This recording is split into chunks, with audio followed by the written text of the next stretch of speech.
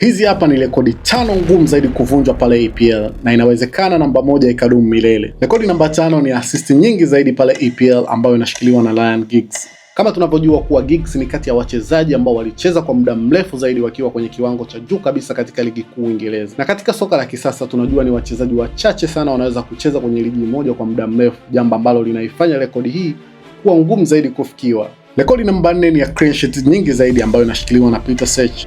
Kipa huyu aliweka historia kwa kudumisha ubora kwa muda mrefu. Sio tu alikuwa kipa bora, bali pia alikuwa na ulinzi mzuri wa timu kwa miaka mingi, jambo ambalo lilichangia rekodi hii kudumu mpaka leo, na sijui kama rekodi hii itakuja kufikiwa. Rekodi namba 3 ngumu kuvunjwa pale EPL ni hat-trick ya muda mfupi zaidi ambayo alifunga Sadio Mane mnamo mwaka 2015 akicheza dhidi ya Aston Villa. Katika ulimwengu wa Premier League tunajua ni wachezaji wengi wameandika historia kwa mabao yao, lakini moja ya matukio machache sana ambayo yamesalia kama kumbukumbu ni hat-trick ya haraka zaidi iliyofungwa na Sadio Mane mnamo mwaka 2015.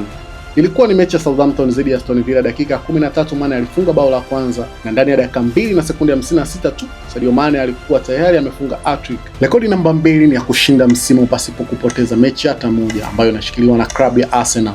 Hapa tunazungumzia msimu wa mwaka 2003 mwaka 2004 maarufu kama The Invincibles, ambapo Arsenal walimaliza msimu mzima kwa kucheza mechi 38 bila kupoteza mchezo hata mmoja.